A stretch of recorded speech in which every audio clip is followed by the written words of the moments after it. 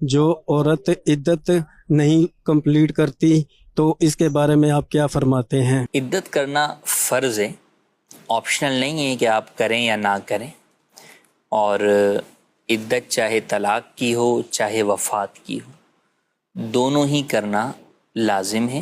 عدت وفات میں بھی عورت پر عدت کے جو ایام ہیں وہ ضروری ہیں، 4 ماہ 10 دن، اور عدت طلاق کے اندر اگر عورت حائضہ ہے تو 3 حیض اس کی عدت ہے، اگر حاملہ ہے پریگننٹ ہے تو اس کی بچے کی پیدائش پر اس کی عدت ختم ہوگی۔ ہاں، وہ خواتین جو کہ 55 سال یا اس سے زیادہ عمر کی ہو گئی ہیں اور اب انہیں حیض نہیں آتا تو ان کی عدت 3 مہینے ہے۔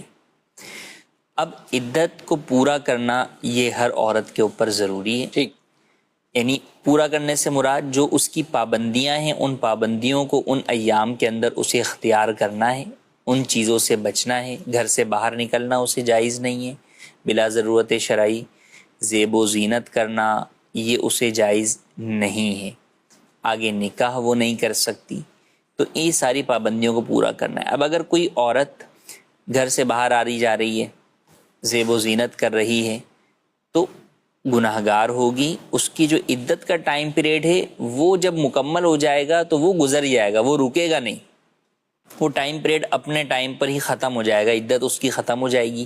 جس نے پابندیاں عدت کی جو ہیں ان کو پورا نہیں کیا وہ گناہ گار ہوگی، اس پر لازم ہوگا کہ وہ اللہ کی بارگاہ میں سچی توبہ کرے۔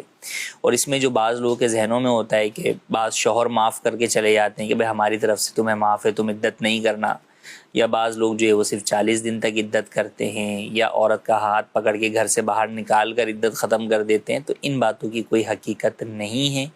شوہر اگرچہ معاف کر کے جائے، جب بھی عورت پر عدت کرنا لازم ہی ہے کہ شریعت نے یہ اس پر لازم کیا، قرآن کریم کا حکم ہے۔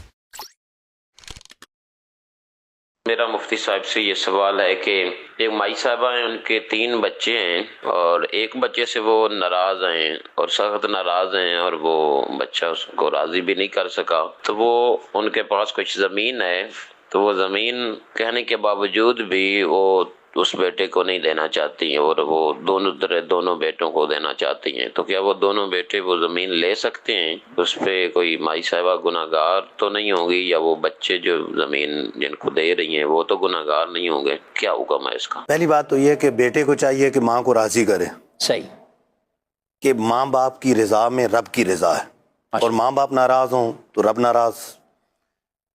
دوسرا یہ ہے کہ جس قدر بھی ناراضی ہو، شریعت کا حکم یہ ہے کہ اگر اولاد کو کوئی چیز تقسیم کرنی ہے، زندگی میں اولاد کو چیز دینی ہے، تو انصاف کا معاملہ کیا جائے۔ زیادہ بہتر تو یہ ہے کہ برابر برابر دیا جائے سب کو، اور اگر بیٹی بیٹے کا سلسلہ ہے تو یہ ہو سکتا ہے کہ بیٹی کو سنگل اور بیٹے کو ڈبل دے دیں تب بھی درست ہے، لیکن اس کے علاوہ کسی کو بلا وجہ شرعی محروم کر دینا، فقط ناراضی وغیرہ کی وجہ سے محروم کر دینا، یہ شرعاً درست نہیں۔ بعض صورتیں ہوتی ہیں محروم کرنے کی، اس کی پھر شرعی رہنمائی لے لی جائے، لیکن بلا وجہ شرعی اس طرح محروم نہیں کرنا چاہیے۔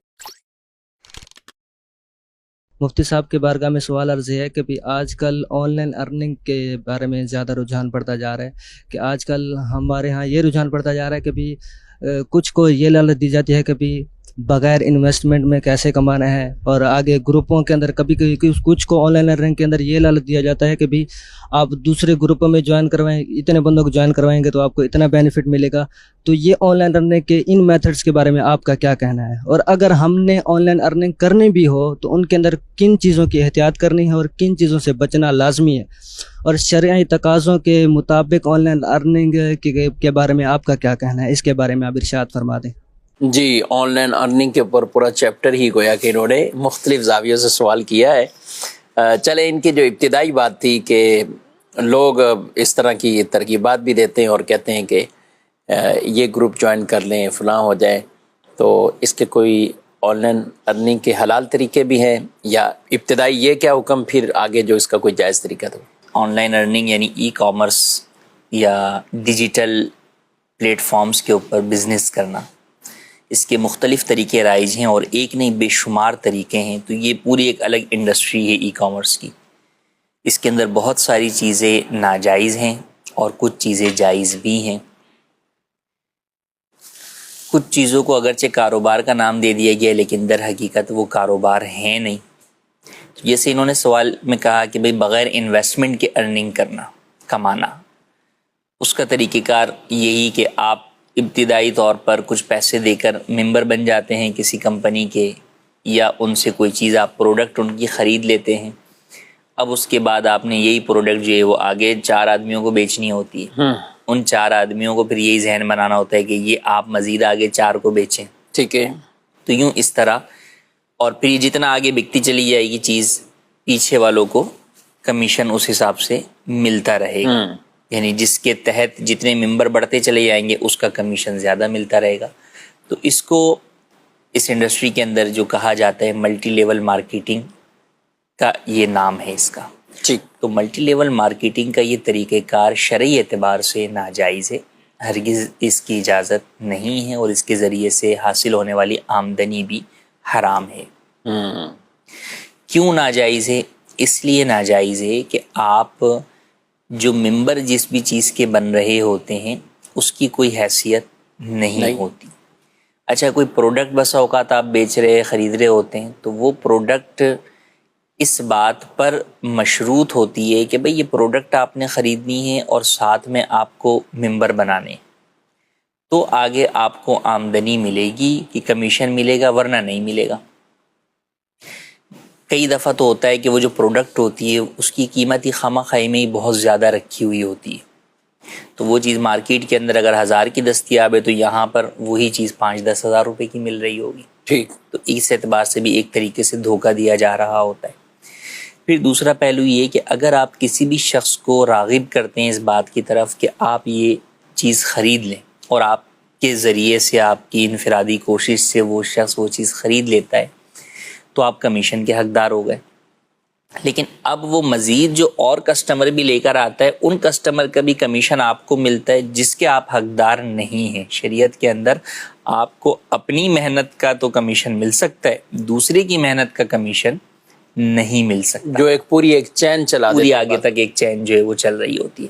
اور اس بزنس کی بنیادی یہی ہوتی ہے کہ ون ٹائم نہیں ہے نا، ون ٹائم آپ کوشش کر کے 10 افراد آپ کر لیں، اب اس کے بعد آپ اوپر جو ہے نا سپروائزر بن جائیں گے، آپ کے نیچے پوری ٹیم وہ کام کر رہی ہوگی.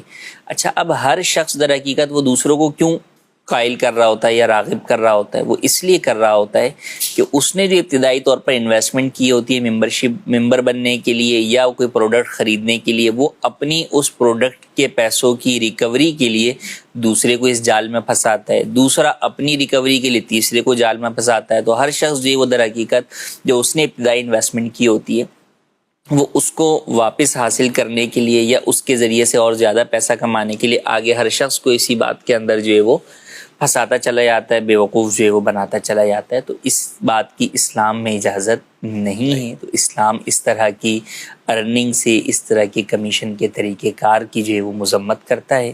اس حوالے سے ہمارا تفصیلی تحریری فتویٰ کہ یہ اور کن پہلوؤں سے یہ پورا سسٹم جو ہے وہ ناجائز ہے، ویب سائٹ کے اوپر ہماری موجود ہے. ملٹی لیول مارکیٹنگ کا طریقہ کار اور اس کا شرعی حکم، وہاں سے بھی آپ ملاحظہ کر سکتے ہیں.